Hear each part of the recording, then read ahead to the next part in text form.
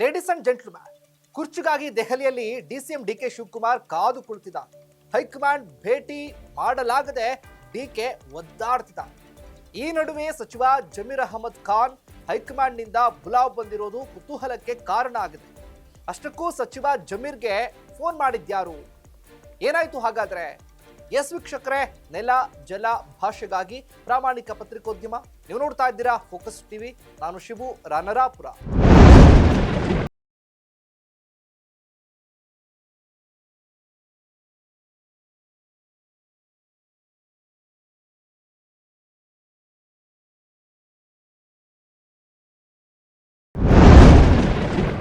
ರಾಜ್ಯದಲ್ಲಿ ನಾಯಕತ್ವ ಬದಲಾವಣೆಯ ಚರ್ಚೆ ಮುಂದುವರೆದಿದೆ.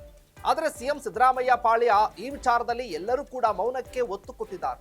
ಇತ್ತ ಡಿಸಿಎಂ ಡಿಕೆ ಶಿವಕುಮಾರ್ ಮಾತ್ರ ಮರಳಿ ಪ್ರಯತ್ನವ ಮಾಡುವಂತಾನೆ ಕೂಡ ಪ್ರಯತ್ನ ಮಾಡ್ತಾನೆ ಇದ್ದಾರೆ. 3 ದಿನಗಳಿಂದ ಡಿಕೆ ಶಿವಕುಮಾರ್ ದೆಹಲಿಯಲ್ಲೇ ಕೂಡ ಬೀಡು ಬಿಟ್ಟಿದ್ದಾರೆ. ಇತ್ತ ರಾಜ್ಯ ಕಾಂಗ್ರೆಸ್ನ ಉಸ್ತುವಾರಿ ರಣದೀಪ್ ಸಿಂಗ್ ಸುರ್ಜೇವಾಲಾ ಬುಲಾವ್ ಹಿನ್ನೆಲೆ ಸಚಿವ ಜಮೀರ್ ಅಹಮದ್ ದಿಢೀರ್ ಅಂತ ಹರಿಯಾಣಗೆ ತೆರಳಿ ಚರ್ಚೆ ನಡೆಸಿರೋದು ಕುತೂಹಲವನ್ನ ಮೂಡಿಸಿದೆ.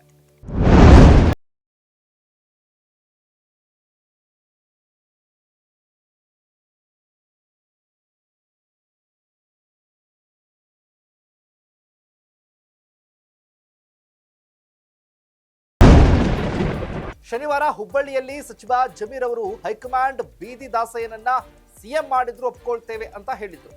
ಇದರ ಬೆನ್ನಲ್ಲೇ ಸುರ್ಜೇವಾಲಾ ಕರೆ ಬಂದ ಕೂಡಲೇ ಅಲ್ಲಿಂದಲೇ ದೆಹಲಿಗೆ ತೆರಳಿದ್ದಾರೆ. ಭಾನುವಾರ ಬೆಳಗ್ಗೆ ದೆಹಲಿಯಿಂದ ಹರಿಯಾಣಕ್ಕೆ ತೆರಳಿದ್ರು. ಅಲ್ಲಿ ಕೈತಾಲ್ನಲ್ಲಿ ಸುರ್ಜೇವಾಲಾ ಅವರೊಂದಿಗೆ ಸಚಿವ ಜಮೀರ್ 1 ಗಂಟೆಗೂ ಹೆಚ್ಚು ಕಾಲ ಸಮಾಲೋಚನೆ ನಡೆಸಿದ್ದಾರೆ.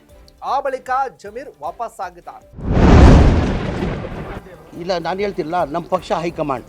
ಈಗ ಹೈಕಮಾಂಡ್ ಅವರು ಡಿ ಕೆ ಶಿವಕುಮಾರ್ ಮಾಡ್ತಾರ, ಮಾಡಲಿ. ಡಿ ಕೆ ಶಿವಕುಮಾರ್ ಆಗ್ತಾರ, ಆಗಲಿ.